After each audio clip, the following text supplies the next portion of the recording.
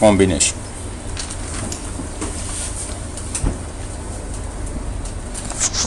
Combination means simply selection.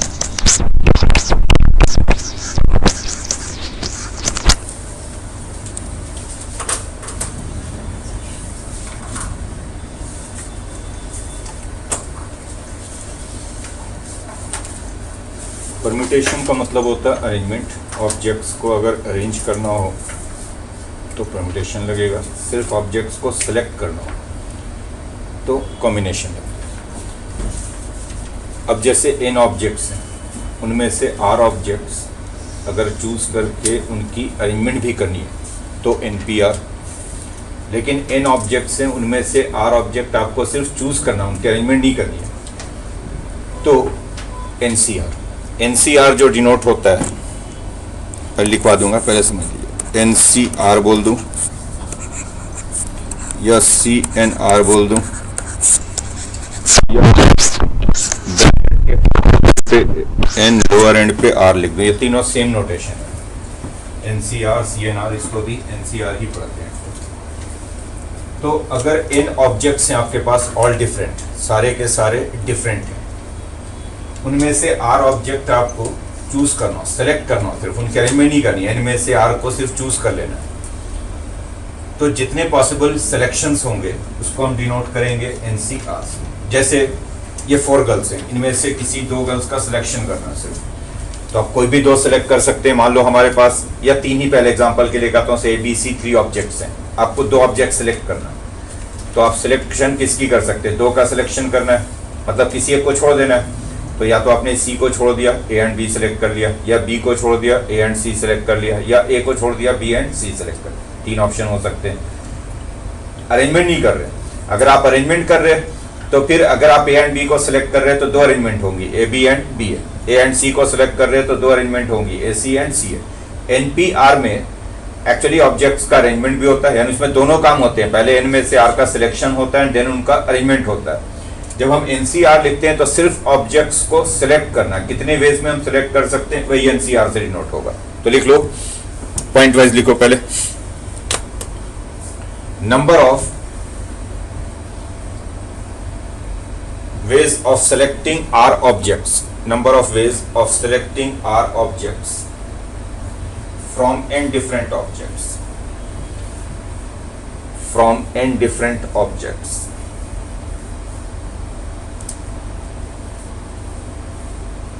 is denoted by,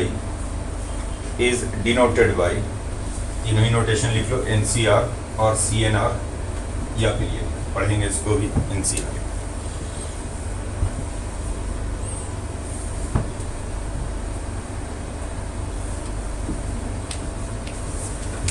ठीक है ये। तो अगर आपको n में से R ऑब्जेक्ट सिर्फ चूज करना हो, सेलेक्ट करना हो, तो सिलेक्शन के जो नंबर ऑफ वेज बनेंगे वो NCR होंगे। पहले मैं आपको एग्जांपल से समझाता हूं। जैसे मान लो हमारे पास 3 ऑब्जेक्ट हैं, A B C, इनमें से 2 को सिर्फ सेलेक्ट करना हो, सिलेक्शन करना हो, तो सिलेक्शन हम किसका कर सकते हैं? A एंड B का, A एंड C का, या फिर B एंड C। भाई 3 में से 2 सेलेक्ट करना है तो A एंड B सेलेक्ट कर सकते हैं, A एंड C सेलेक्ट कर सकते हैं, B एंड, 3 ही सिलेक्शन हो सकते हैं। यानी 3C2 की वैल्यू क्या हो गई? 3 हो गई। 3C2 मतलब 3 में से 2 का सिलेक्शन, 3 में से 2 का सिलेक्शन 3 तरीके से किया जा सकता है। बड़ा ऑब्वियस है कि आप n में से R सिलेक्ट कर रहे हो तो R कभी भी n से ज्यादा नहीं हो सकता है, कि n में से ही R सिलेक्ट कर रहे हैं तो R जो मैक्सिमम हो सकता है वो n हो सकता है। लेकिन अगर यही 3 में से 2 को सिलेक्ट करके उनका अरेंजमेंट भी लिखना होता तो फिर अरेंजमेंट होता, जैसे A एंड B को सिलेक्ट करते हैं तो 2 अरेंजमेंट होता है, AB and BA। A and C को सिलेक्ट करते हैं तो 2 अरेंजमेंट होता है, AC and CA। B and C को सिलेक्ट करेंगे तो 2 अरेंजमेंट होगा, BC एंड CB। अरेंजमेंट 6 बन रही है, यानी 3P2 की वैल्यू होगी 3P2 6 होगा, जबकि 3C2 3 होगा। एक्चुअली इसमें सिर्फ एक काम हो रहा है, उसमें 2 काम हो रहे हैं। इसमें सिर्फ एक काम क्या हो रहा है कि 3 में से 2 का सिलेक्शन हो रहा है, इसमें 3 में से 2 का सिलेक्शन हो रहा है और फिर उनका अरेंजमेंट भी हो रहा है। और देखें, मान लो हमारे पास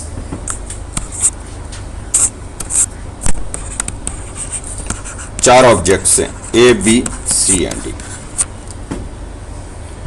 4 में से 2 का अगर हमें सिलेक्शन करना है 4C2 लिखना है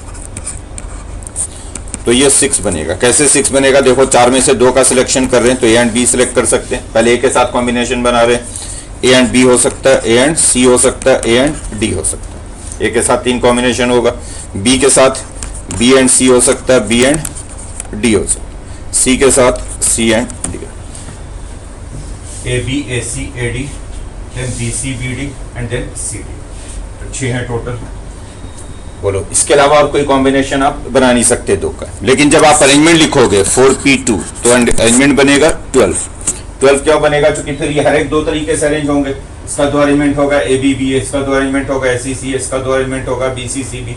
तो अरेंजमेंट बनेंगे 12 जबकि सिलेक्शन बनेगा सिर्फ 6।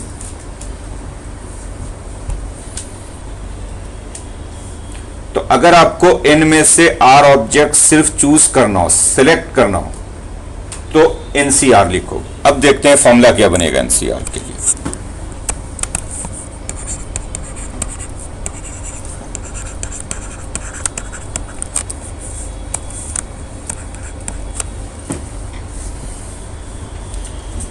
जब आप NPR लिखते हो,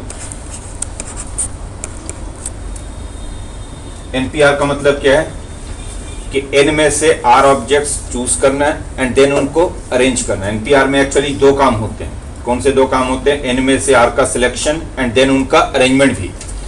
इसमें 2 काम कर रहे हैं, n में से r का सिलेक्शन कर रहे हैं और फिर उसका अरेंजमेंट कर रहे हैं। तो अगर हम इस काम को 2 पार्ट में बांट दें, पहला पार्ट से सिलेक्ट किया, दूसरा पार्ट फिर अरेंज किया, तो पहले पार्ट का क्या वेज होगा? अगर मुझे n में से r से सिलेक्ट करना हो तो सिलेक्शन के वेज कितने हो जाएंगे? NCR। R ऑब्जेक्ट आ गए, R ऑब्जेक्ट का अरेंजमेंट कितने तरीके से होगा? R ऑब्जेक्ट्स का अरेंजमेंट होगा R फैक्टोरियल। तो NPR को हम ये लिख सकते हैं NCR इंटू R फैक्टोरियल, क्योंकि दोनों काम करने। तो n में से R का सिलेक्शन होगा NCR और फिर जो R ऑब्जेक्ट आ गए उनका अरेंजमेंट होगा R फैक्टोरियल। तो NPR को ऐसे भी लिखा जा सकता है NCR into R factorial. No NPR का फॉर्मूला हम ड्राइव कर चुके हैं पहले। यही से NCR मुझे क्या मिलेगा? NCR मिलेगा NPR ओवर R फैक्टोरियल। मिलेगा नहीं?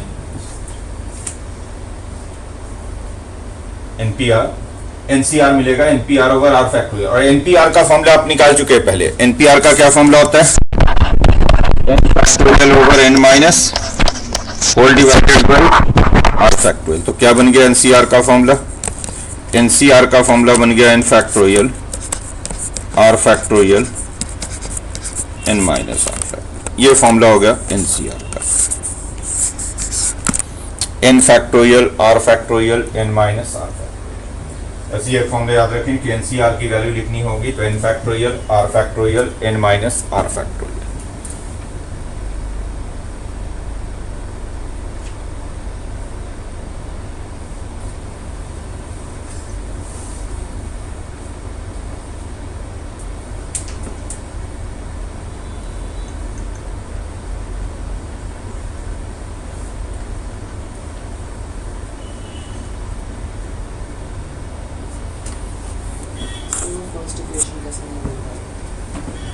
NPR में एक्चुअली 2 काम हो रहा है। NPR में क्या हो रहा है? n में से r ऑब्जेक्ट्स का सिलेक्शन हो रहा है एंड देन फिर उनका अरेंजमेंट हो रहा है। तो अगर किसी वर्क के 2 पार्ट हो जाए, बिल्कुल पहला लेक्चर याद करो, किसी वर्क के 2 पार्ट हो जाए और दोनों काम आपको करना है, तो पहले पार्ट का नंबर ऑफ वेज m, दूसरे पार्ट का नंबर ऑफ वेज n, तो टोटल नंबर ऑफ वेज होगा दोनों का प्रोडक्ट। तो इसमें 2 काम हो रहे हैं। पहला काम क्या हो रहा है कि n में से r का सिलेक्शन हो रहा है। तो n में से r का सिलेक्शन कितने वेज में हो सकता है? NCR। दूसरा काम क्या हो रहा है कि R ऑब्जेक्ट्स का अरेंजमेंट हो रहा है। R ऑब्जेक्ट्स का अरेंजमेंट कितने तरीके से होगा? R factorial. क्योंकि ये दोनों काम करेंगे तब NPR होगा, तो इसलिए NPR होगा दोनों का product NCR into R factorial. और ये जब दोनों का प्रोडक्ट हो गया तो यहाँ से NCR की वैल्यू मिल गई NPR over R factorial. NPR का फॉर्मूला हमें पहले से पता है n factorial over n minus R factorial रख दिया, तो NCR का फॉर्मूला ये। जैसे मान लो अगर आपके पास 4 ऑब्जेक्ट है, अभी मैंने कहा था A B C D, इसमें से आपको 2 सिलेक्ट करने को कहा जाए तो 2 का सिलेक्शन कितना होगा? 4C2। 4C2 का क्या की वैल्यू क्या हो जाएगी?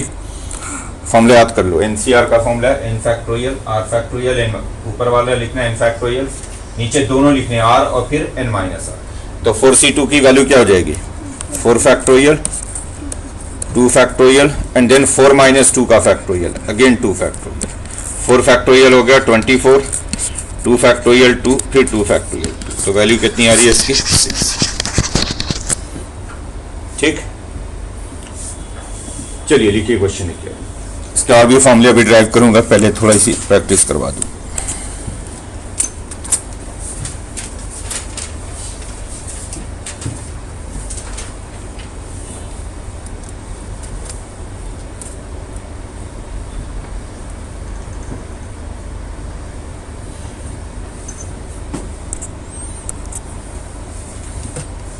In how many ways?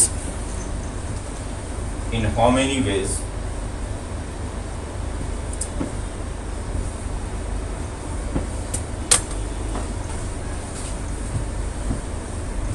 Three boys can be selected from 5 boys.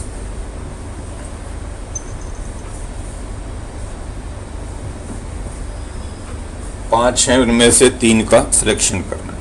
कितने वेज में आप सिलेक्ट कर सकते फ्रॉम 5 boys? कितना answer?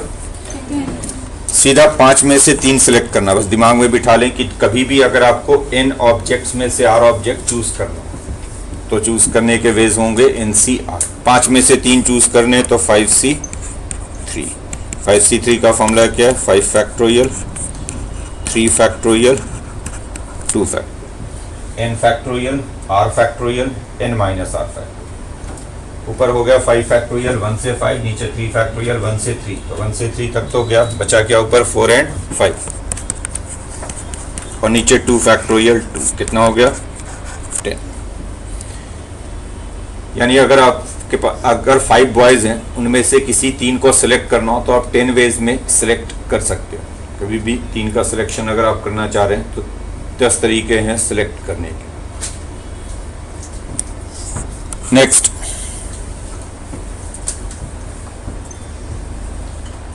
in how many ways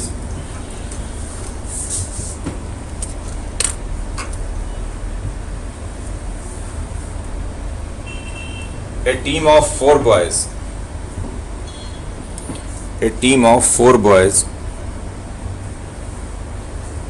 can be selected from 10 boys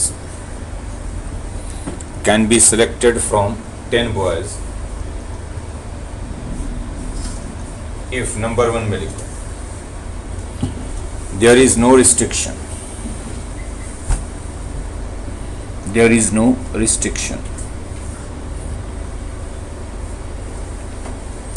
Number 2, a particular boy is always selected.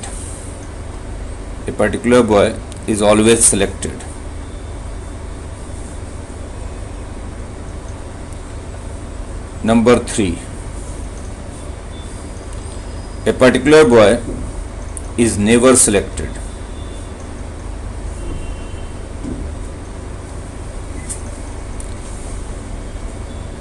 Number 4,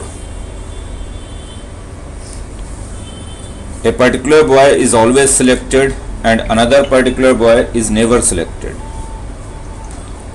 A particular boy is always selected and another particular boy is never selected.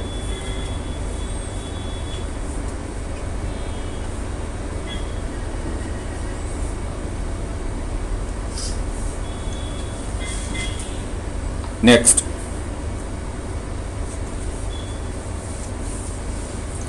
two particular boys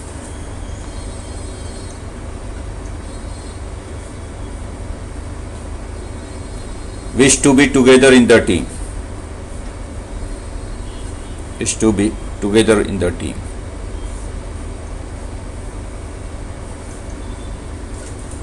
Next, two particular boys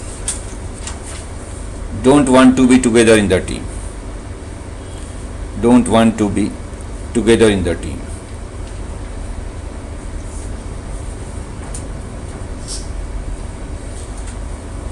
सुन लीजिए क्या बोला जा रहा है। Total 10 boys हैं आपके पास, उनमें से 4 को सिलेक्ट करके एक टीम बनानी, 4 की एक टीम बनानी है आपको। अगर कोई रिस्ट्रिक्शन नहीं, आप पे छोड़ दिया गया कि आप किसी भी 4 को सिलेक्ट कर लो, तो कितने वेज होंगे। नंबर 2 में कहा गया particular boy is always selected, मतलब कोई एक ऐसा है जिसके बारे में कह दिया गया कि इसको तो सिलेक्ट करना ही है, मतलब उसकी पैरवी लगा दी गई कि ये सिलेक्ट होगा, मतलब उस तो आप कितनी वेज में फिर सिलेक्ट कर सकते हो।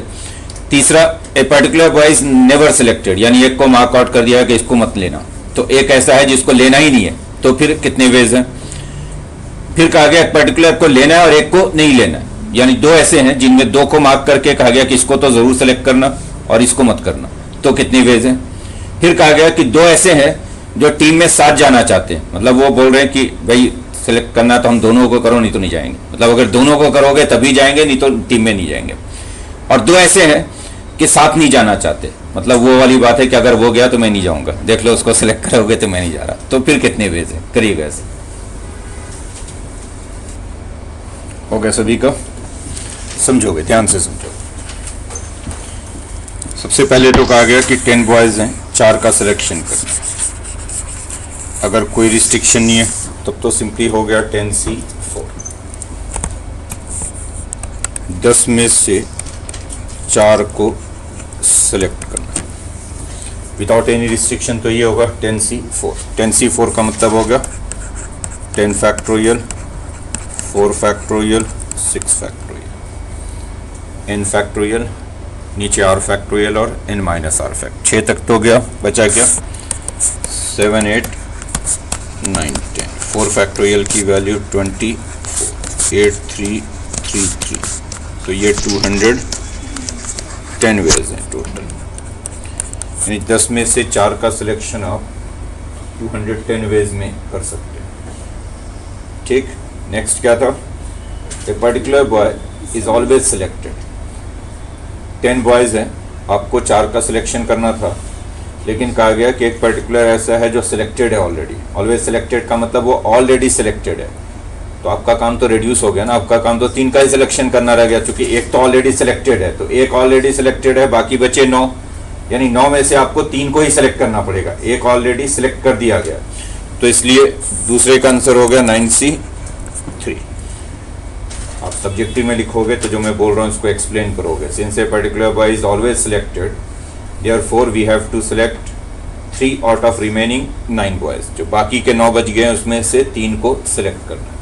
9C3 क्या बन रहा है, ये 9 फैक्टोरियल, 3 फैक्टोरियल, 6 फैक्टोरियल, 6 तक तो गया, 7, 8, 9 फैक्टोरियल हो गया,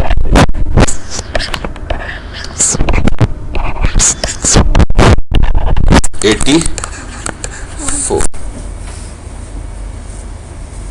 सिर्फ एक ऑलरेडी सिलेक्ट है तो इतने कम वेज हो गए, मतलब 84 वेज हो गया। नेक्स्ट क्या है, एक ऐसा है जिसको सिलेक्ट करना ही नहीं है, मतलब नेवर सिलेक्टेड का मतलब है कि एक को मार्क आउट कर दिया गया कि इसको तो नहीं करोगे सिलेक्ट, तो इसका मतलब है कि आपको बाकी के 9 में से ही 4 सिलेक्ट करने पड़ेंगे, एक तो ऑलरेडी रिजेक्ट हो चुका है, तो बाकी के 9 में से 4 सिलेक्ट करने होंगे। 9 फैक्टोरियल, 4 फैक्टोरियल, 5 फैक्टोरियल, 5 तक हो गया, 6, 7, 9, 4 फैक्टोरियल 24, 6 into 4, 4 into 2, 126। नेक्स्ट क्या था, नहीं, पहले एक सिलेक्टेड एक rejected. One particular boy is always selected and another particular boy is never selected, मतलब एक का सिलेक्शन हो चुका है और एक का रिजेक्शन हो चुका है, तो बाकी बचे 8। एक तो सिलेक्ट हो गया, एक रिजेक्ट हो गया, 2 हट गए, बाकी बचे 8। 8 में से आपको 3 सेलेक्ट करने पड़ेंगे, क्योंकि एक ऑलरेडी सिलेक्ट हो चुका है, तो 8C3। बोलिए सही है, अब बोल दो क्या वैल्यू आई 8C3 के, 56। नंबर 5, 2 पर्टिकुलर बॉयज ऐसे हैं जो टीम में साथ जाना चाहते हैं, wish to be together in the team. अब मान लो आपको सिलेक्शन करना है या मुझे सिलेक्शन करना है, मुझे ये काम दिया गया कि भाई ये 10 है, उनमें से आप 4 सिलेक्ट करो, लेकिन 2 आप में से कोई उठ के मेरे पास आया और बोला कि सर हम लोग दोनों जाएंगे, नहीं तो नहीं जाएंगे, तो मेरे पास क्या ऑप्शन है, भाई मैं बहुत काइंड हार्टेड हूँ तो मैं दोनों को सिलेक्ट कर लूँगा कि ठीक है तुम लोग दोनों को सिलेक्ट कर लेता हूँ, तो दोनों को सिलेक्ट कर लिया, यानी बाकी 8 में से 2 का सिलेक्शन, इन दोनों को सिलेक्ट कर लिया और बाकी 8 में से 2 का सिलेक्ट कर लिया। ठीक, ये 2 तो ऑलरेडी सिलेक्टेड है, बाकी 8 में से 2 सिलेक्ट। लेकिन यूजुअली ऐसा होगा नहीं, अगर कोई आके 2 ऐसा बोलेगा तो जो सिलेक्टर होगा बोलेगा ठीक है नहीं जाना ना, बाहर हो जाओ। बाकी 8 में से वो 4 को सिलेक्ट कर लेगा, बाकी 8 में से वो 4 को सिलेक्ट कर, मतलब यही कहेगा ना भाई। अगर 2 आके कोई खड़ा हो जाए सामने और ये बोले कि हम लोग दोनों साथ जाना चाहते हैं, तो या तो वो दोनों को सिलेक्ट कर लेगा या दोनों को बाहर का रास्ता दिखाएगा, ठीक है आप दोनों बाहर जाओ, हम बाकी 8 में से 4 का सिलेक्शन कर लेते हैं। तो 8 में से 4 का सिलेक्शन होगा या 8 में से 2 का सिलेक्शन होगा। 8 में से 2 का सिलेक्शन तब जब ये दोनों पर्टिकुलर बॉयज टीम में हैं, 8 में से 4 का सिलेक्शन तब जब दोनों टीम में नहीं है। बोलो ठीक है। ये 8C2 निकालोगे तो 28 आएगा और 8C4 निकालोगे, कितना है 8C4? 8 फैक्टोरियल 4 फैक्टोरियल 4 फैक्टोरियल 4 तक तो ऊपर गया, बचा क्या 5 6 7 8 और नीचे 8 फैक्टोरियल की वैल्यू 24। 8 इंटू 3 3 इंटू 70 है ये, तो हो गया 798। 8C4 की वैल्यू 70। ये आपने 2 क्यों लिया? जैसे 2 को निकालेगा तो कोई और 2 को नहीं ले लेगा आपकी जगह। 2 को निकाला नहीं, इसमें 2 को रखा है, ये 2 को निकाल दिया। 2 को निकाल दिया दैट मीन्स कि बाकी 8 में से 4 का सिलेक्शन कर लिया, इन दोनों को बाहर कर दिया, तो बाकी 8 में से 4 का सिलेक्शन कर लिया, या इन दोनों को रख लिया टीम में। तो अगर इन दोनों को टीम में रख लिया तो बाकी 8 में से 2 सिलेक्ट होंगे। 8C2 वो है जब ये दोनों टीम में है, जो ये 2 पर्टिकुलर बॉयज है। 8C4 तब है जब दोनों टीम में नहीं है। नेक्स्ट क्या है? 2 particular boys don't want to be together in the team. 2 ऐसे हैं जो टीम में साथ नहीं जाना चाहते। क्या ऑप्शन है आपके पास? या तो आप दोनों को बाहर का रास्ता दिखा दो, साथ नहीं जाना चाहते तो दोनों को बाहर किया और बाकी 8 में से 4 का सिलेक्शन कर लिया। ये साथ नहीं जाना चाहते, आपने दोनों को हटा दिया, बाकी 8 में से 4 का सिलेक्शन। या फिर किसी एक को सिलेक्ट किया और एक को रिजेक्ट कर लिया। मान लो 2 पर्टिकुलर थे ए एंड बी, आपने ए को सिलेक्ट कर लिया, बी को रिजेक्ट कर दिया, बाकी बचे 8। बाकी बचे 8, ए ऑलरेडी सिलेक्टेड है तो बाकी 8 में से 3 का सिलेक्शन करना पड़ेगा, तो 8C3। बोलो सही है। और ठीक इसका उल्टा भी हो सकता है, जब ए रिजेक्ट हो जाएगा और बी सिलेक्ट हो जाएगा तो फिर से 8C3। बोलो ठीक है। ये जो 2 पर्टिकुलर बॉयज थे ए एंड बी, ये वाला केस तब है जब आपने दोनों में से किसी को सिलेक्ट नहीं किया, यानी ना तो ए को सिलेक्ट किया ना ही बी को, बाकी 8 में से 4 को सिलेक्ट कर दिया। ये वाला केस तब है जब आपने ए को सिलेक्ट कर लिया और बी को रिजेक्ट कर दिया। क्योंकि ए को सिलेक्ट कर लिया, बी को रिजेक्ट कर दिया, तो बाकी 8 में से 3 का सिलेक्शन होगा क्योंकि ए ऑलरेडी सिलेक्टेड है। और ये वाला केस तब है जब ए को रिजेक्ट कर दिया और बी को सिलेक्ट कर लिया, तो 8C4 plus 8C3 plus 8C3। समझ में आ गई बात? क्या होगा? 8C4 अभी निकाला तो 70, 3 निकालोगे तो 8 फैक्टोरियल 3 फैक्टोरियल 5 फैक्टोरियल, 5 तक तो कैंसिल होगा, ऊपर आएगा 6 7 8 और नीचे 6, तो 56 एंड अगेन 56, 112 एंड 70, 182।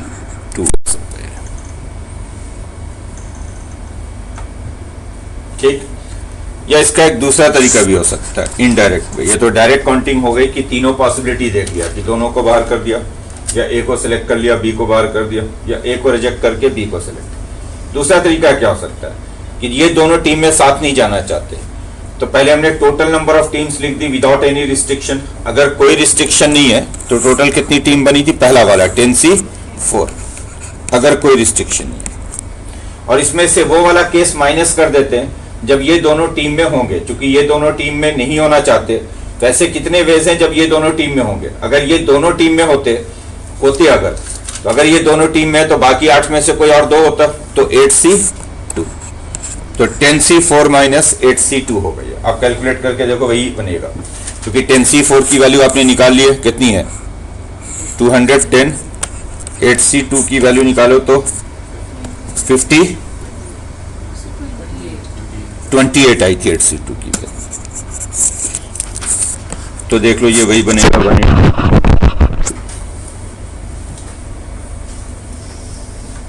ये इनडायरेक्ट वे क्या हो गया कि पहले आपने टोटल नंबर ऑफ वेज लिख दिया सिलेक्शन का, अगर कोई रिस्ट्रिक्शन नहीं होता तो। बट रिस्ट्रिक्शन क्या है कि ये दोनों टीम में नहीं रहना चाहते, तो हम देख लेते हैं कि अगर ये दोनों टीम में होंगे तो वो वाले कितने वेज हैं वो हटा दें। तो अगर ये दोनों टीम में है तो बाकी 8 में से कोई और 2 होगा और ये 2 होंगे, तो 8C2 ये वाला सिलेक्शन है जब दोनों टीम में है, ये नहीं होना चाहिए, तो इसलिए इसको आपने माइनस कर दिया। नेक्स्ट क्वेश्चन जी सर जी लिखो।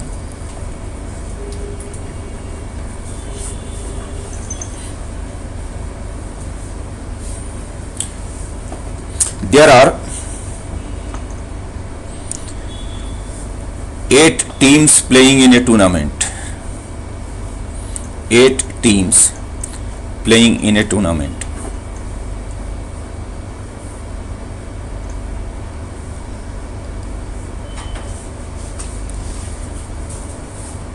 In the first round,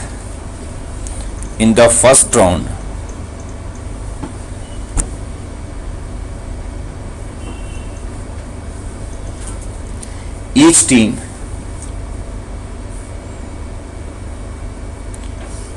plays a match with every other team. Plays exactly one match. ये मैच का मतलब है यहाँ पे exactly one match. Plays exactly one match with every other team.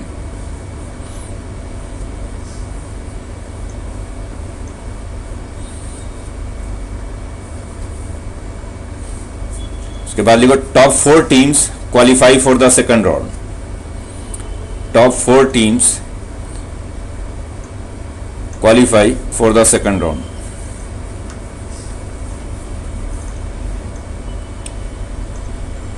In the second round, each team plays exactly one match with every other team. Repeat. In the second round, each team plays exactly one match with every other team.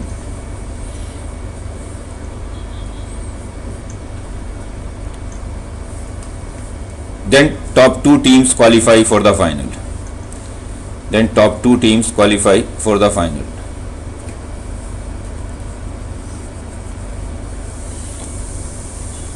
How many matches were played in the tournament?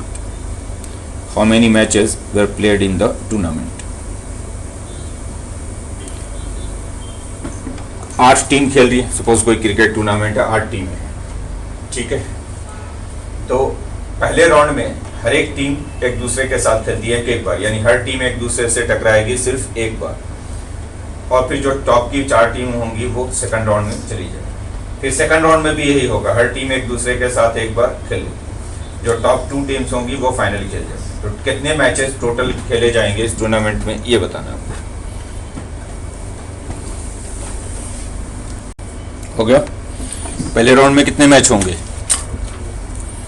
भाई? 8 teams हैं, सभी को एक दूसरे के साथ खेलना है. तो 8 में से 2 टीम का जितना कॉम्बिनेशन आप बना सकते हो उतने ही मैचेस होंगे ना. जैसे मान लो अगर 3 ही टीम होती ए बी सी, तो एक मैच होता ए और बी का, एक मैच होता ए और सी का, और एक बी और सी का. ये होता है एक ए एंड बी का, एक ए एंड सी का, यानी 3C2. 3 में से 2 का सिलेक्शन. 3 में से 2 आप जितनी तरीके से सेलेक्ट कर सकते हो उतने मैचेस होंगे. अगर मान लो 4 टीम होती ए बी सी डी, तो एक मैच होता ए एंड बी का, फिर ए एंड सी का, फिर ए एंड डी का, then B C P D C. 6 matches होते, 4 में से 2 का सिलेक्शन. तो जितने वेज में आप 8 में से 2 टीम सेलेक्ट कर सकते हो उतने ही मैचेस होंगे. तो number of matches in the first round कितना हो गया? 8C2. तो फर्स्ट राउंड में मैचेस हो गए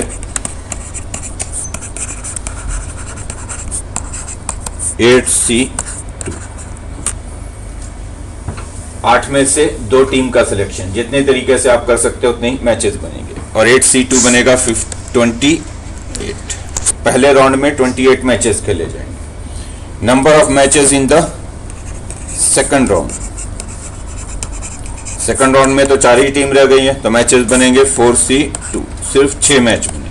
जैसे मान लो 4 टीम रह गई सेकंड राउंड में ए बी सी डी, तो 6 ही मैच होगा. ए बी ये तो काउंट भी कर सकते हैं, A B A C A D B C B D और सी डी. और देन एक मैच हो जाएगा फाइनल। तो टोटल कितने मैचेस हो गए? 35। तो टोटल नंबर ऑफ मैचेस हो गए 28 + 6 + 1।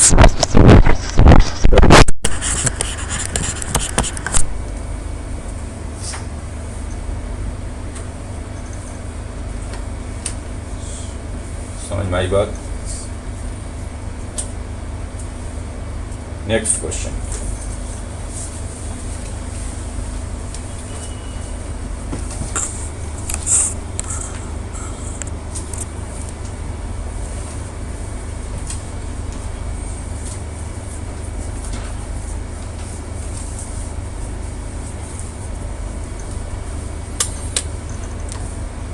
In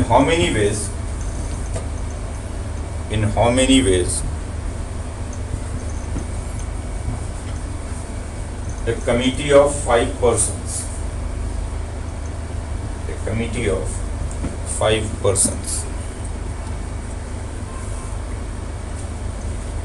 can be formed from 6 men and 4 women? 6 men and 4 women. If number 1 में लिखो there is no restriction.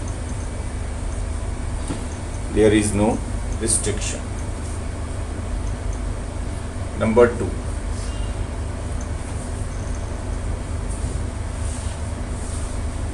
committee must contain 3 men and 2 women.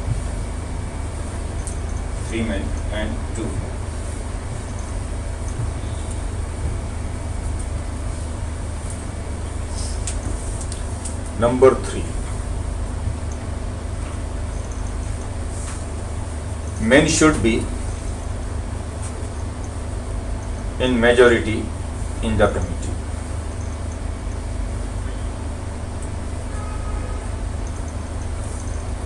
Committee में नंबर ऑफ मेन ज्यादा होने चाहिए। Next,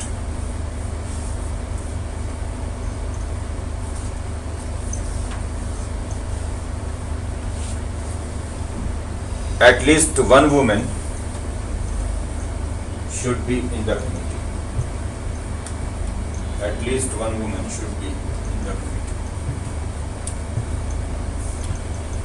तो आपके पास टोटल 10 पर्सन्स हैं, 6 + 4। इनमें से 5 को चूज करके आपको एक कमेटी फॉर्म करनी, कमेटी ऑफ 5 पर्सन। अगर कोई रिस्ट्रिक्शन नहीं है तो आप कितने वेज में कमेटी फॉर्म कर सकते हो। दूसरे केस में कहा गया कि रिस्ट्रिक्शन ये है कि कमेटी में 3 मेन एंड 2 वुमेन होनी चाहिए, तो कितने वेज में फॉर्म कर सकते हो। तीसरे केस में कहा गया कि मेन की मेजोरिटी होनी चाहिए, तो कितने वेज हैं। और लास्ट केस में कहा गया कि एटलीस्ट 1 वुमेन होना चाहिए कमेटी। करिए,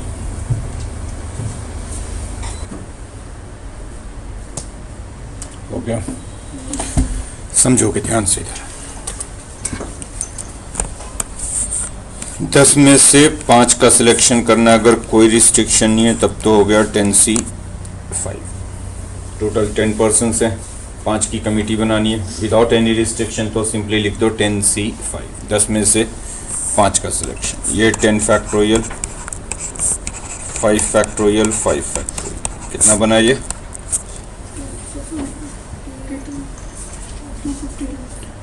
252 बन रहा है पक्का? 252।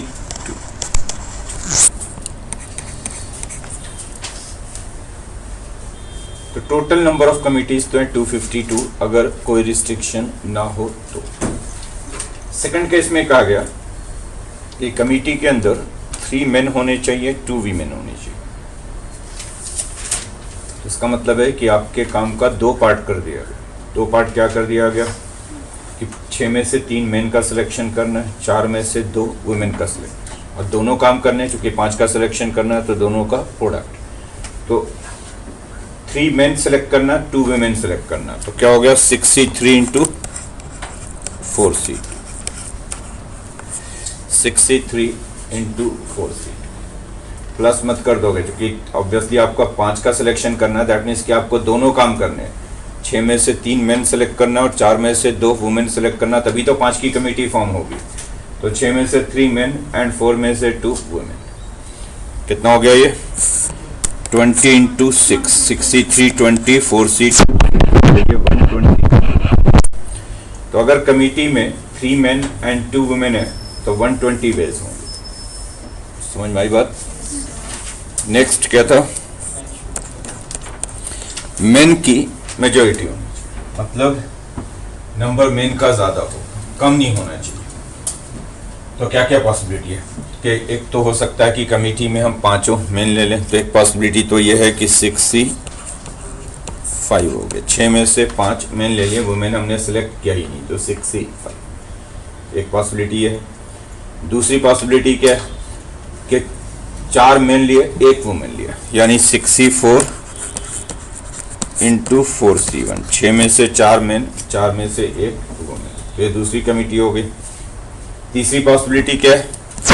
3 मेन लिए और 2 वुमेन लिया, 63 4C2।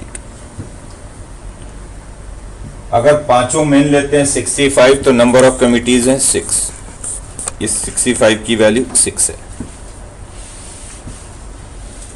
अगर 4 मेन और 1 वुमेन लेते हैं तो नंबर ऑफ कमिटीज होंगी 15 इंटू 4, 60। 64 की वैल्यू 15 है, 4C1 की वैल्यू 4 है। और अगर 3 मेन और 2 वुमेन लेते हैं तो ये हो गया 22, 186। 186 कमिटीज ऐसी होंगी जिसमें मेन की मेजॉरिटी होगी। समझ में आई बात? नेक्स्ट, एटलीस्ट 1 वुमेन होना चाहिए। तो पॉसिबिलिटी क्या क्या है? एटलीस्ट 1 वुमेन का मतलब हो गया 4 1 हो सकते हैं, 4 मेन 1 वुमेन, 3 2 हो सकते हैं, फिर 2 3 हो सकते हैं, 1 4 हो सकता है। ये 4 पॉसिबिलिटी है। ध्यान से सुनिएगा। तो एक तो हम ऐसे लिख सकते हैं कि एटलीस्ट 1 वुमेन है, तो 6 में से 4 मेन सिलेक्ट किया, 4 में से 1 वुमेन सिलेक्ट किया, 4 मेन 1 वुमेन। एक तो ये हो गया। दूसरी पॉसिबिलिटी क्या है? 3 मेन 2 वुमेन। मेन 3 सिलेक्ट किए, वुमेन 2 सिलेक्ट किया। तीसरी पॉसिबिलिटी क्या है? 2 मेन सिलेक्ट किए और 3 वुमेन, 2 3। चौथी पॉसिबिलिटी क्या है? 1 मैन का सिलेक्शन और चारों वुमेन सिलेक्ट कर लिए, 4C 4। वुमेन चारों ले लिए। कैलकुलेट करके देखो, ये बनेगा 64 15 4C1 4, 63 20 4C2 6, 62 15 4C3 4, 61 6 4C4 1। 4C4 actually बनेगा क्या? NCR का फॉर्मूला क्या है? Factorial over R factorial and minus R factorial. तो 4C4 हो गया, ऊपर 4 फैक्टोरियल, नीचे 4 factorial and then 4 minus 4 0 factorial. बोलो सही है? कितना बन रहा है ये? 60 एंड 60, सॉरी 60 एंड 120, 180 180 एंड 60 246। तो 246 कमिटीज ऐसी हैं जिनमें कम से कम 1 वुमन होंगे। बोलिए सही है? और इसका दूसरा तरीका बहुत सिंपल है, इतना लंबा लिखने की जरूरत नहीं चाहिए आपको। दूसरा तरीका क्या? आपसे कहा गया कम से कम 1 वुमेन होनी चाहिए। तो पहले हम टोटल नंबर ऑफ कमिटीज लिखते हैं विदाउट एनी रिस्ट्रिक्शन, और उसमें से वो वाली कमिटी हटा दें जिसमें वुमेन नहीं है। तो हमें चूंकि चाहिए कम से कम 1 वुमेन, तो वो वाली कमिटी हम काउंट ना करें जिसमें वुमेन नहीं है। तो टोटल नंबर ऑफ कमिटीज क्या हो गई बिना रिस्ट्रिक्शन के? यहीं पे लिख देता हूँ। टोटल हो गया 10C 5। Total number of committees without any restriction 10C 5, 10 में से 5 का सिलेक्शन, और इसमें से वो वाली कमिटी माइनस कर दें जिसमें वुमेन नहीं है। Number of committees without women. Without women का मतलब क्या है कि 5 मेन आ गए, 6C 5, 6C। Total number of committees without any restriction 10C5, number of committees without women, without women का मतलब है कि पांचों हमने मेन का सिलेक्शन किया, तो 6C5 कितना हो गया देख लो, ये 252 और 6C5 की वैल्यू, तो ये बन गया 246।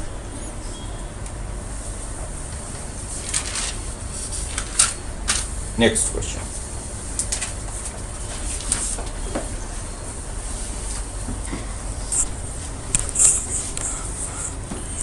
in a question paper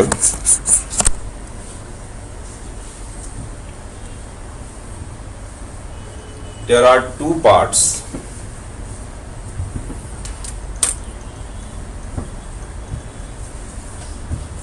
Part 1 contains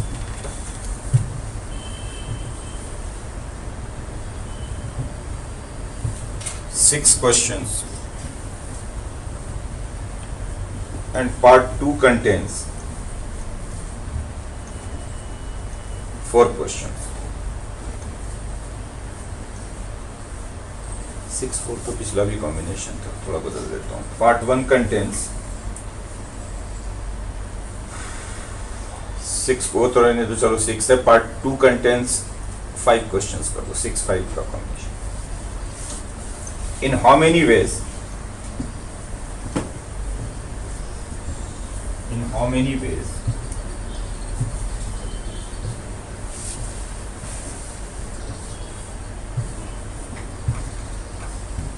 Five questions can be selected from the paper. 5 questions can be selected from the paper. If number 1 में there is no restriction.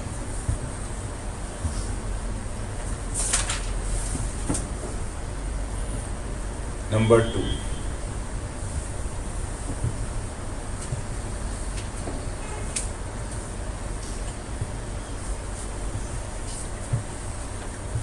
Number 2 में लिखो, there must be 3 questions from part 1 and 2 questions from part B. Part 2, 3 questions from part 1 and 2 questions from part 2. यानी जो आप 5 select करोगे उसमें 3 होना चाहिए 1 से और 2 होना चाहिए सेकंड से. 3 questions from part 1 and 2 questions from part 2.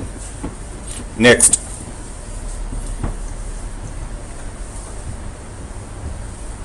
at least 1 question from each part. At least 1 question from each part. There must be at least 1 question from each part. करिएगा इसे. पार्ट 1 में 6, पार्ट 2 में 5. आपको 5 का selection करना है. अगर कोई रिस्ट्रिक्शन नहीं है तो कितने होंगे? 3 2 होने चाहिए, पहले से 3 दूसरे से 2, कितने होंगे? और कम से कम 1 दोनों से होने चाहिए, फिर कितने होंगे?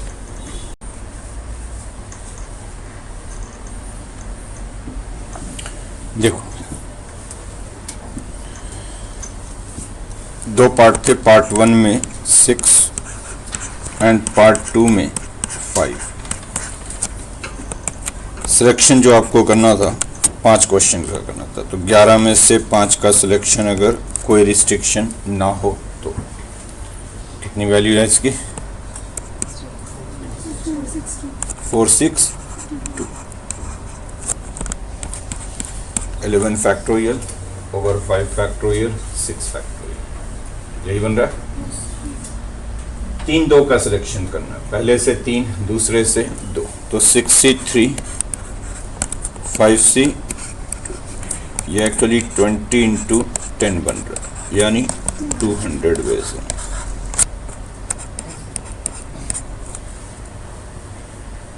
और कम से कम 1 दोनों से होने चाहिए.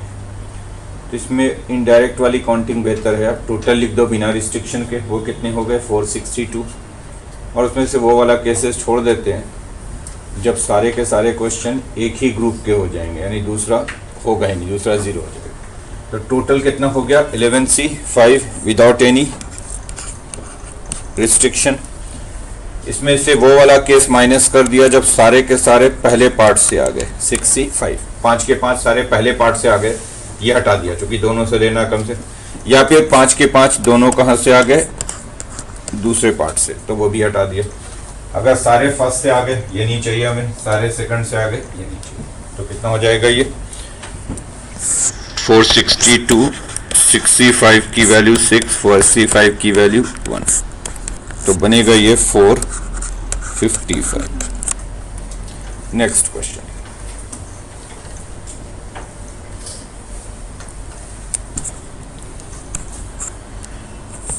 Set A is equal to 1 2 3 4 5 6 7, ये कोई सेट गिवन है A जिसमें 7 एलिमेंट्स हैं 1 2 3 4 5 6 7। A is equal to 1 2 3 4 5 6 7। How many subsets of A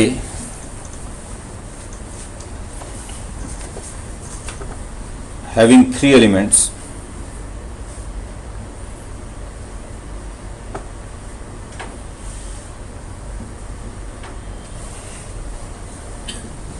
can be written if number 1 में लिखो, there is no restriction।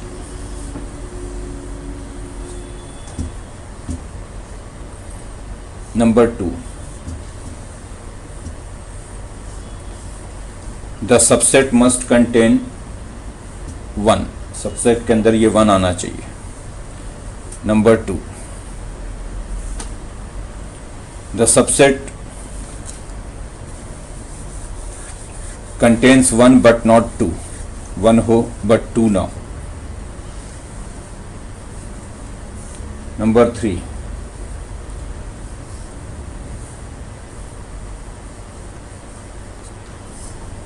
subset contains only odd numbers।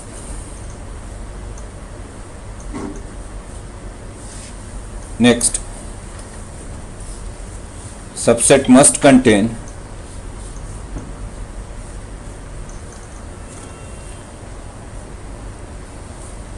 two even numbers and one odd number, 2 even numbers and 1 odd number। सुन लीजिए क्या बोला, इसके अंदर 7 element है, आपको इसका सबसेट लिखना। सबसेट में कितने एलिमेंट होने चाहिए? 3 एलिमेंट। सबसेट का मतलब क्या होता है? जो आप सबसेट लिख रहे हो उसमें एलिमेंट इसी से चूज करके लिखे जाएंगे। 3 एलिमेंट वाला सबसेट लिखना है। कितने सबसेट लिख सकते हो अगर कोई रिस्ट्रिक्शन नहीं है? कितने सबसेट लिख सकते हैं जिसमें 1 होगा? कितने सबसेट लिख सकते हैं जिसमें 1 होगा बट 2 नहीं होगा? कितने लिख सकते हैं जिसमें तीनों एलिमेंट जो होंगे सबसेट के वो ऑड होंगे? और ऐसे ही कितने लिख सकते हैं जिसमें 2 इवन होगा और 1 ऑड होगा? करिएगा ऐसे।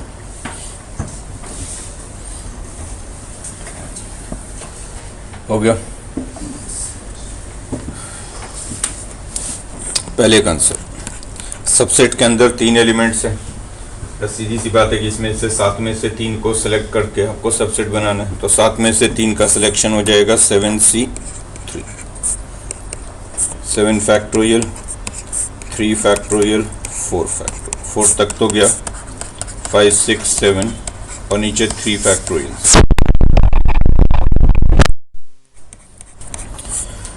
तो एक्चुअली ऐसे 35 सबसेट्स होंगे इस सेट के जिसमें 3 एलिमेंट होगा। 3 एलिमेंट वाले टोटल 35 सबसेट्स हैं। फिर कहा गया सबसेट में 1 होना चाहिए, तो इसका मतलब है 3 एलिमेंट का सबसेट बनाना और 1 होना ही चाहिए। तो 1 तो होगा ही होगा, बाकी 6 में से कोई 2 और होगा, तो कितने सबसेट बनेंगे? 62, 50।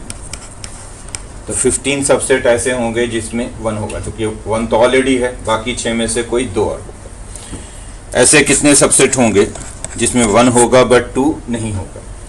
1 है 2 नहीं है, बाकी बचे 5। 5 में से 2 का सिलेक्शन और करना पड़ेगा क्योंकि 1 ऑलरेडी पहले से है। तो 10 सबसेट ऐसे होंगे जिसमें 1 होगा बट 2 नहीं होगा। नेक्स्ट क्या था? सबसेट के अंदर जो तीनों नंबर हों, तीनों एलिमेंट जो हों, वो तीनों एलिमेंट ऑड हों। तो इसमें ऑड हैं कितने? 1 3 5 7, 4 है। इसी 4 में से 3 का सिलेक्शन करना पड़ेगा, यानी 4C3। तो वैल्यू हो गई 4। सिर्फ 4 सबसेट ऐसे होंगे जिसमें तीनों एलिमेंट ऑड होंगे, बोलो सही है। और 2 इवन होना चाहिए और 1 ऑड होना चाहिए। इसमें इवन कितने हैं? 2 4 6, 3 में से 2 इवन लेना होगा और बाकी के 4 में से 1 ऑड लेना होगा। तो 3 में से 2 इवन, 4 में से 1 ऑड, तो ये हो गया 3 × 4, यानी 12 एलिमेंट्स, 12 सबसेट्स ऐसे होंगे जिसमें 2 एलिमेंट इवन होगा और 1 एलिमेंट ऑड होगा। समझ में आ गई बात?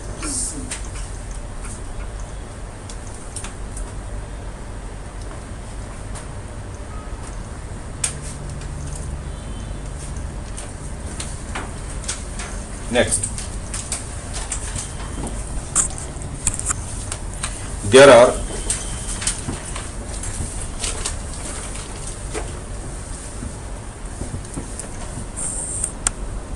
8 points in a plane. There are 8 points in a plane, of which no 3 are collinear. Of which no 3 are collinear.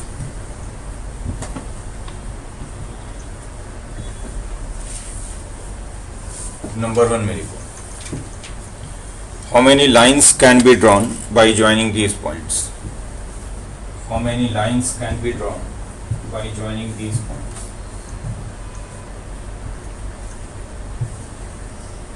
Number 2,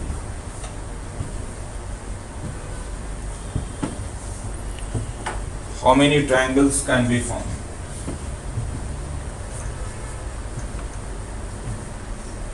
Having these points as vertices.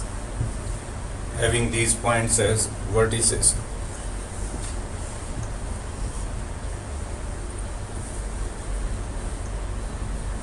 आपने टोटल 8 पॉइंट्स ले लिए प्लेन में, जैसे आप अपने कॉपी पे कहीं पे भी 8 पॉइंट मार्क करो। बट ये जो 8 पॉइंट हैं ये सारे नॉन कोलिनियर पॉइंट हैं, इनमें से कोई भी 3 एक लाइन पे नहीं है। कोलिनियर पॉइंट आपने कहीं पे भी नहीं है। तो अगर आप इन सारे पॉइंट्स को ज्वाइन करोगे तो कितनी लाइंस बनेगी? जितने भी पॉसिबल लाइंस हो सकती हैं इनको ज्वाइन करोगे। और अगर इन सारे पॉइंट्स को ज्वाइन करोगे तो कितने ट्रायंगल्स बनेंगे? करिएगा इसे।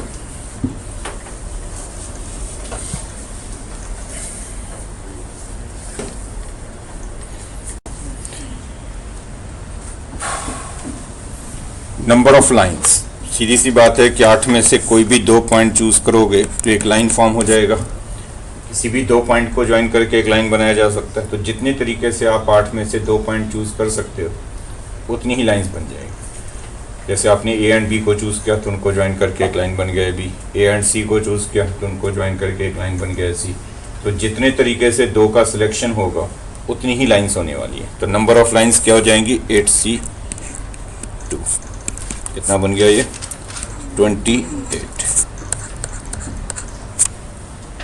28 लाइंस टोटल। ट्रायंगल बनाने के लिए 3 पॉइंट चाहिए होगा। कोई भी 3 पॉइंट अगर आप चूज करोगे तो एक ट्रायंगल बन जाएगा। तो जितने वेज में आप 3 पॉइंट चूज कर सकते हो उतने ही ट्रायंगल्स बन जाएंगे।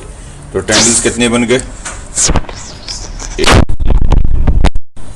8C3 निकालो तो 8 फैक्टोरियल 5 फैक्टोरियल, 5 तक तो गया, 6 7 8 नीचे 6, यानी 56 ट्रायंगल्स टोटल बनेंगे। बोलो सही है? Next question.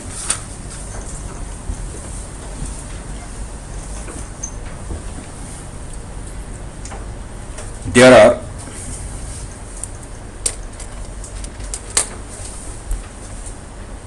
10 lines in a plane. 10 lines in a plane, of which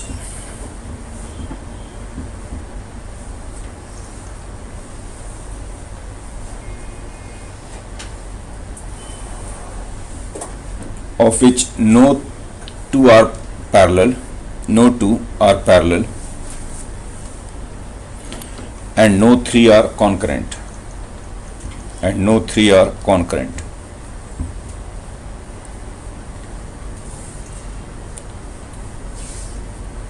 Find the number of point of intersection of these lines.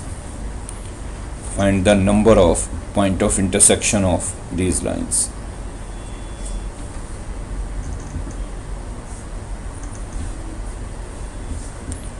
Total कितने पॉइंट्स हैं? 10, सॉरी पॉइंट, लाइन्स हैं। लाइन्स कितनी है? 10। और ये पैरेलल लाइन्स, इनमें से कोई भी दो पैरेलल नहीं है, यानी किसी भी दो को हम पिक करेंगे तो वो पैरेलल नहीं होंगे। और कोई भी तीन कॉन्करेंट नहीं है। कॉन्करेंट का क्या मतलब होता है?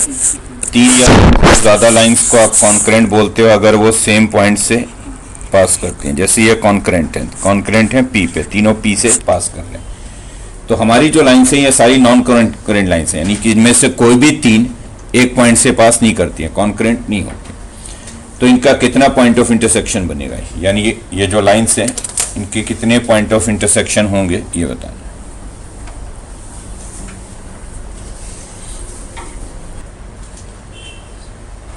हो गया।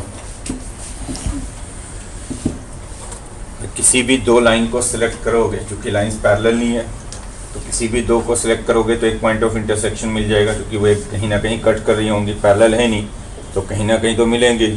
तो आप किसी भी दो को चूज़ करोगे तो एक पॉइंट ऑफ इंटरसेक्शन मिलेगा। तो जितने वेज में आप दो पॉइंट्स को चूज़ कर सकते हो उतनी ही पॉइंट ऑफ इंटरसेक्शन, जो दो लाइंस को चूज़ कर सकते हो। कितनी लाइंस थी? 10। पॉइंट ऑफ इंटरसेक्शन कितने बनेंगे? C2। 10 में से दो का सिलेक्शन जितने वेज में होगा उतने ही पॉइंट ऑफ इंटरसेक्शन। 10C2 हो गया 40, तो टोटल 45 पॉइंट ऑफ इंटरसेक्शन होंगे। Next question. लेकिन उनके कॉमन पॉइंट भी तो होंगे। फिर जैसे एक लाइन जो है वो 9 को कट करेगी, ठीक है, तो फिर आपने इसको दो बार काउंट कर लिया। जब 10वीं लाइन लेगी तो वो भी तो इसको कहीं ना कहीं आके कट कर, तो वो वाला पॉइंट दो बार काउंट हो जाएगा ना। जैसे दो लाइनें आपने ए एंड बी, तो एक बार आपने काउंट कर लिया कि ए और बी कट कर रही हैं, दूसरी बार आपने काउंट कर लिया कि बी और ए कट कर रही हैं, दो बार काउंट हो जाएगा ना फिर।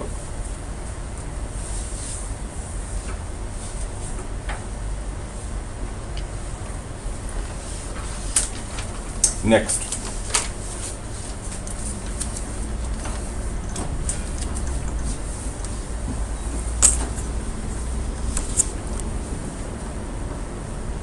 find the number of diagonals.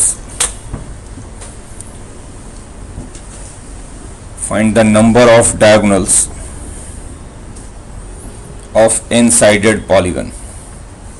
Of n-sided polygon. अगर किसी पॉलीगन में n साइड्स हैं तो इसके डायगोनल कितने होंगे? डायगोनल का मतलब होता है क्या? ध्यान से सुन लीजिए। पॉलीगन के किसी भी दो वर्टेक्स को ज्वाइन करोगे, अगर आपने दो सक्सेसिव वर्टेक्स ज्वाइन कर दिए लगातार तो वो साइड फॉर्म करेगा, और सक्सेसिव को छोड़कर बाकी किसी भी दो को ज्वाइन करके जो लाइन सेगमेंट बनता है वो डायगोनल कहलाता है। क्वाड्रिलैटरल में तो दो डायगोनल आपको समझ में आता ही है। अब जैसे मान लो मैंने क्वाड्रिलैटरल नहीं लिया, सपोज पेंटागन ले लिया, ऐसे ABCD, 5 वर्टेक्स हैं, 5 साइड है। किसी भी दो लगातार को ज्वाइन करते हैं तो साइड बनता है। जैसे ए और बी ज्वाइन किया साइड बन गया, बी एंड सी ज्वाइन किया साइड बन गया। अगर दो सक्सेसिव ज्वाइन करोगे तो साइड बनेगा।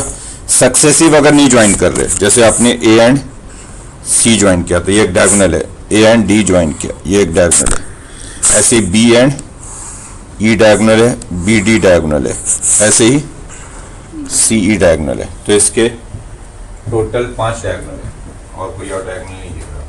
तो अगर आप काउंट करो तो इसके टोटल 5 डायगोनल्स हैं। इस तरह से अगर किसी पॉलीगन में n साइड्स हैं तो इसके कितने डायगोनल होंगे? करेगा सर।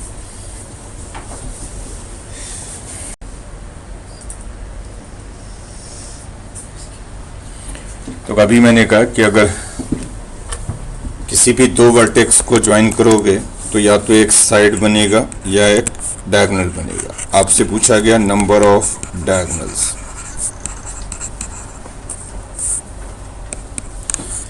n साइड है पॉलीगन में, ये गिवन है। n साइड है मतलब n वर्टेक्स हैं, जितने साइड होंगे उतनी ही वर्टिसेस होंगी, तो n वर्टिसेस हैं। n में से कोई भी दो को अगर आप चूज करोगे तो उनको ज्वाइन करके या तो साइड होगा या डायगोनल होगा। तो n में से दो हम कितने तरीके से चूज कर सकते हैं?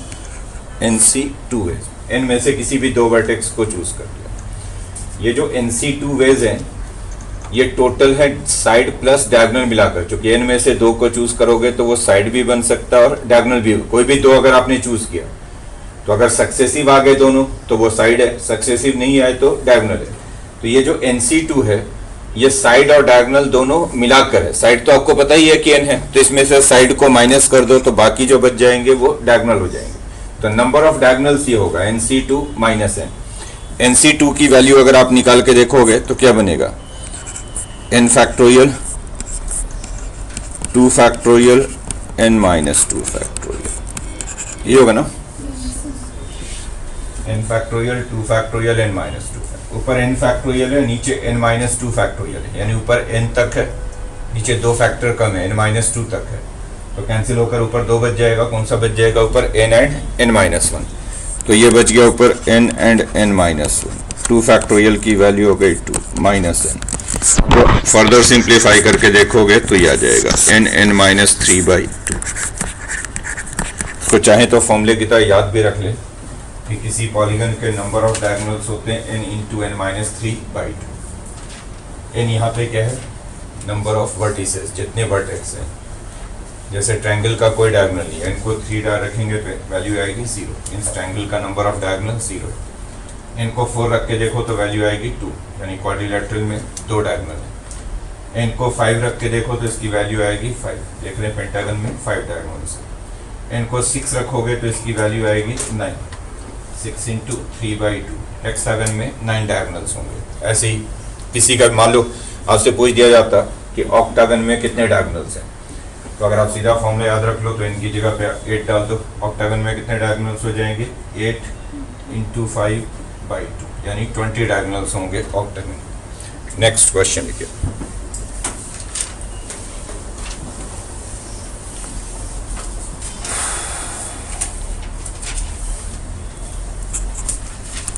There are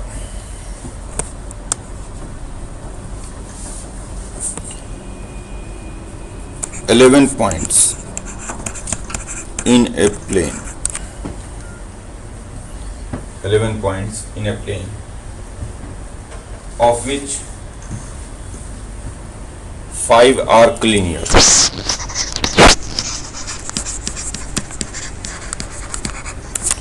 And no other 3 points are collinear. And no other 3 points are collinear.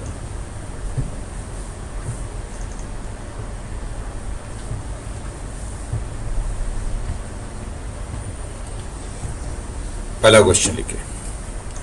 How many lines can be formed by joining these points?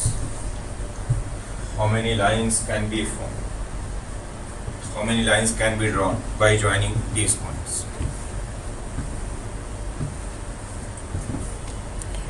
Number 2, how many triangles can be formed by joining these points? By joining these points. सुन लीजिए क्या बोला। इस बार का आ गया कि 11 point हैं, but ये 11 सारे नॉन कोलिनियर नहीं है। इनमें से 5 पॉइंट ऐसे हैं जो एक ही लाइन पे हैं।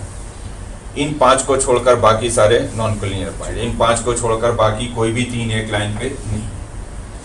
अब अगर इन सारे पॉइंट्स को ज्वाइन करें तो कितनी लाइंस बनेंगी और कितने ट्रायंगल्स बनेंगे, करिएगा से।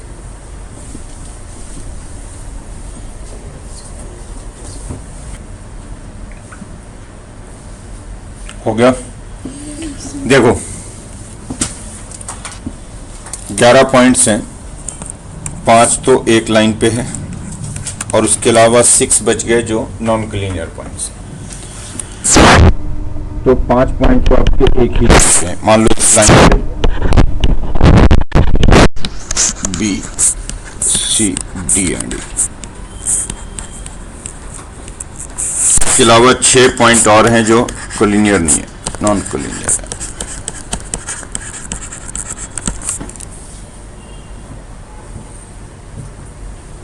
और अब इन पॉइंट्स को ज्वाइन करें, ये 5 पॉइंट्स और 6 इधर कोई भी नाम दे दें उनका, और उनको ज्वाइन करें सभी को, तो कितनी लाइंस बनेंगी, सारी पॉसिबल लाइंस। तो देखो नंबर ऑफ लाइंस,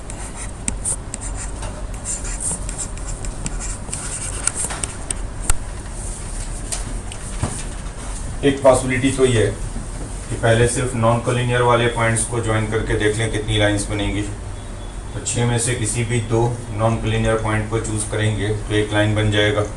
तो नॉन कोलिनियर वाले पॉइंट्स को ज्वाइन करके लाइंस बनेंगी 6C2। बोलो सही है।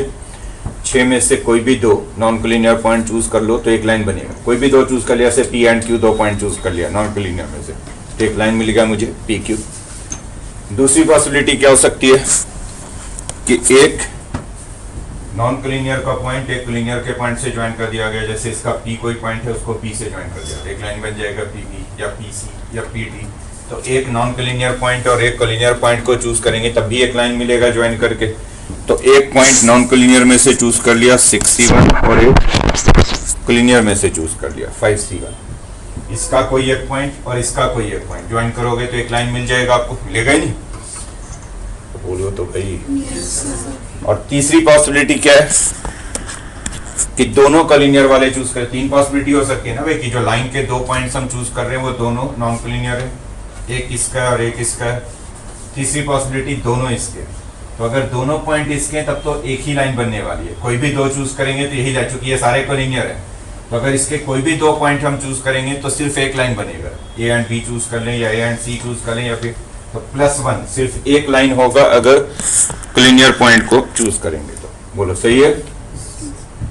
कितना हो गया ये हो गया 15 नॉन कोलिनियर से 30 एक नॉन कोलिनियर और एक कोलिनियर +1 46 लाइंस टोटल बनेंगी। सर ये सेकंड केस एक पॉइंट आपने नॉन कोलिनियर में से कोई चूज कर लिया और एक कोई कोलिनियर में से चूज कर लिया, ज्वाइन कर दिया तो एक लाइन बनेगी ना आपकी। तो एक नॉन कोलिनियर में से 6C1 और एक कोलिनियर में से 5C1। बोलो ठीक है। ये इसका एक दूसरा तरीका भी हो सकता है, इनडायरेक्ट वे। पहले हम ये अज्यूम कर लें कि अगर ये सारे 11 पॉइंट नॉन कोलिनियर होते तो कितनी लाइन बनती। तो अगर सारे के सारे 11 पॉइंट नॉन कोलिनियर होते तब तो लाइन होता 11C2। 11C2 is the number of lines when all the 11 points are non collinear. लेकिन ऐसा है नहीं, इनमें से 5 कोलिनियर है और उन 5 में से अगर कोई 2 सिलेक्ट होगा तो 5C2 लाइन नहीं बनेगी, सिर्फ एक लाइन बनेगी। क्योंकि उनमें 5 में से कोई भी 2 चूज करेंगे तो वैसे 5C2 लाइंस बनती है अगर वो नॉन कोलिनियर होते, बट चूंकि वो कोलिनियर है तो एक ही लाइन बनने वाला। तो इसलिए हम क्या करेंगे, इसमें से वो 5C2 हटा देंगे और उसके बदले में एक लाइन ऐड कर देंगे। क्योंकि इन 5 में से 2 का जब सिलेक्शन होगा तो इतनी लाइंस नहीं बनेगी, सिर्फ एक बनेगी। तो इसलिए ये 5C2 हटाया और उसके बदले में एक ऐड कर दिया। आप कैलकुलेट करो 46 ही आएगा। 11C2 की वैल्यू आएगी 11 × 10/2 55। 5C2 की वैल्यू 10 + 1, तो ये 46।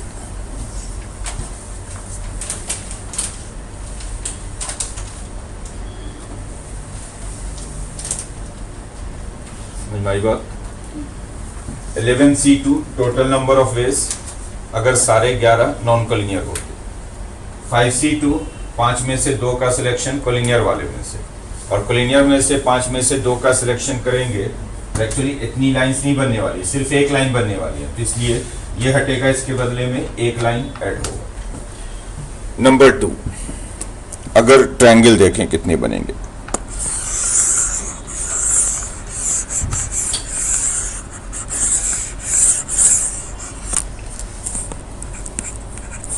Number of triangles.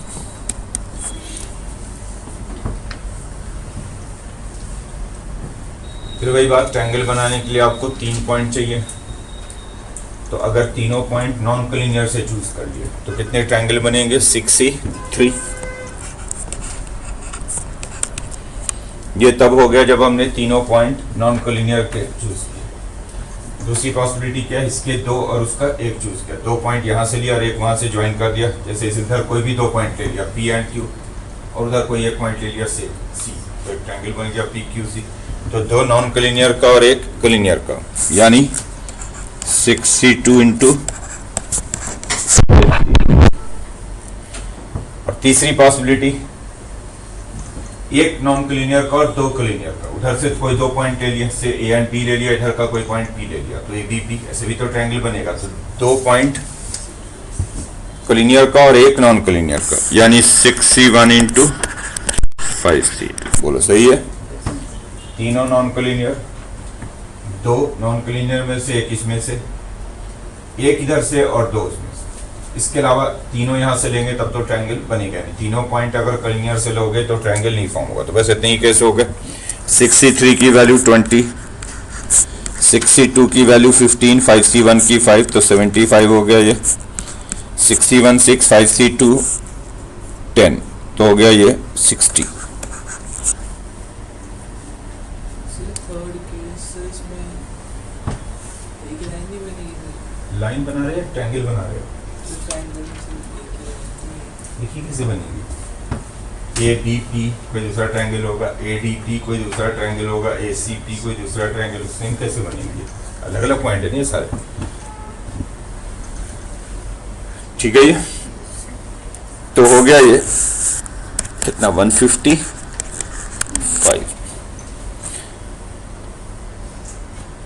इसका भी दूसरा तरीका हो सकता था।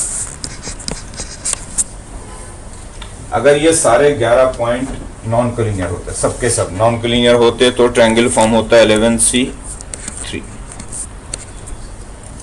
11C3 ट्रायंगल होता है अगर सारे नॉन कोलिनियर है। बट इसमें से 5 कोलिनियर है और इन 5 में से 3 चूज करेंगे तो ट्रायंगल नहीं फॉर्म होगा, तो इसलिए वो 5C3 माइनस कर दिए जब ट्रायंगल नहीं फॉर्म होगा। पहले 11 में से टोटल 3 का सिलेक्शन कर लिया। ये तो तब होता जब सारे नॉन कोलिनियर होते। अगर उस 5 में से 3 आ गए तो ट्रायंगल नहीं फॉर्म होगा, तो वो वाला केस हटा दिया जब तीनों पॉइंट उसके होंगे कोलिनियर वाले। आप कैलकुलेट करो, वही आएगा 155 आएगा। 11C3 minus 5C3।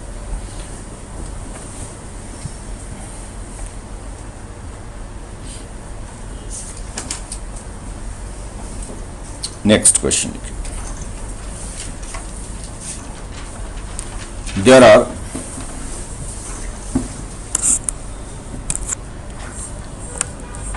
6 vertical lines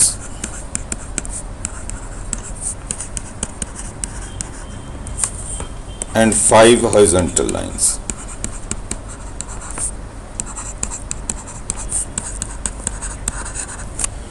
छह लाइन आपने ऐसे वर्टिकली ड्रॉ किए और 5 लाइन आपने ऐसे हॉरिजॉन्टली ड्रॉ किए। How many rectangles are formed by these lines? How many rectangles are formed by these lines?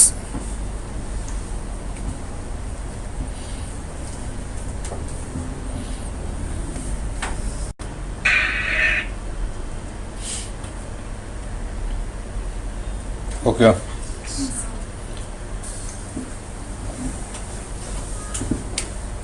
Rectangle form करने के लिए 4 लाइंस चाहिए होंगी आपको। 4 लाइन में 2 वर्टिकल लाइंस चाहिए होंगी और 2 हॉरिजॉन्टल लाइंस चाहिए होंगी। तभी तो रेक्टेंगल के 4 साइड्स होंगे। इन्हीं में से चूज करना है। दैट मीन्स कि आपको 6 में से 2 वर्टिकल लाइन चूज करनी होंगी और 4 में से 2 हॉरिजॉन्टल लाइन चूज। तो कितने रेक्टेंगल बनेंगे? नंबर ऑफ रेक्टेंगल्स हो गए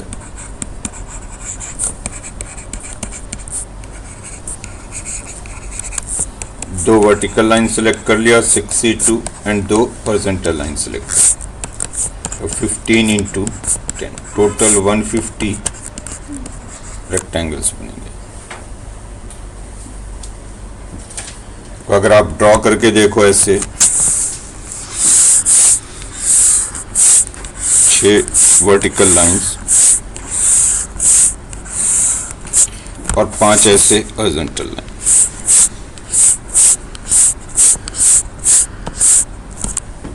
अगर आपने ये ड्रॉ किया तो कोई भी आप रेक्टेंगल पिक करोगे तो उसमें 2 वर्टिकल लाइन रहेंगी और 2, जैसे मान लो आपने ये एक रेक्टेंगल पिक कर लिया से ये, तो इसमें 2 वर्टिकल लाइन है, ये दोनों लाइन सिलेक्ट हुई हैं और ये 2 हॉरिजॉन्टल लाइन है। या मान लो आपने ये एक रेक्टेंगल पिक कर लिया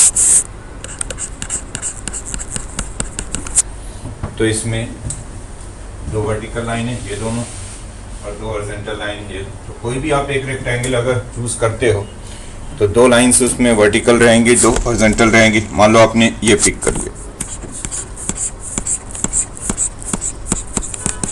ये पिक कर लिया, तो इसमें भी 2 वर्टिकल लाइन से ये दोनों, दो हॉरिजॉन्टल लाइन से ये दोनों, तो दो वर्टिकल लाइन और दो हॉरिजॉन्टल लाइन पिक करोगे तो उनसे एक रेक्टेंगल फॉर्म हो जाएगा। ध्यान रहे यहाँ पे रेक्टेंगल की जब बात हो रही है तो रेक्टेंगल स्क्वायर भी हो सकता है, क्योंकि अगर वो दोनों इक्वल डिस्टेंस पे हुई तो स्क्वायर भी फॉर्म हो सकता है। तो actually square is also a rectangle, particular type of rectangle है जिसके चारों साइड्स इक्वल है। नेक्स्ट क्वेश्चन लिखिए।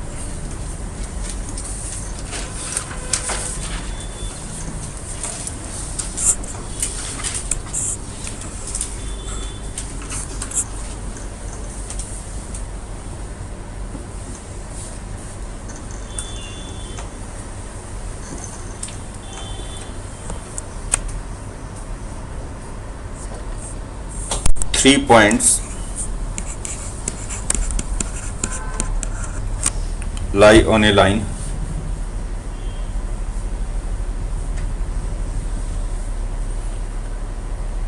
and 4 points lie on another parallel line. एक यानी दो पैरेलल लाइन है, एक पे 3 पॉइंट हमने लिए, दूसरे पे 4 पॉइंट लिए, 3 इस पे 4। How many triangles can be formed? How many triangles can be formed? Having these points as vertices. Having these points as vertices. एक लाइन पे आपने 3 पॉइंट लिए, जैसे 3 पॉइंट आपने कोलिनियर ले लिया ऐसे, और एक पैरेलल लाइन पे आपने 4 पॉइंट लिए, से पी क्यू आर एस। तो ये तीनों कोलिनियर एक लाइन पे और 4 फिर दूसरे पैरेलल लाइन पे, इनको ज्वाइन करके कितने, यानी ये 7 पॉइंट से इनको ज्वाइन करके कितनी ट्रायंगल्स बनेंगे?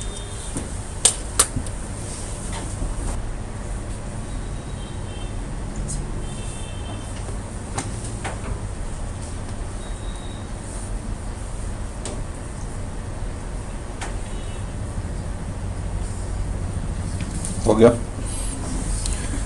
आपको बताना है कितने ट्रायंगल्स हैं।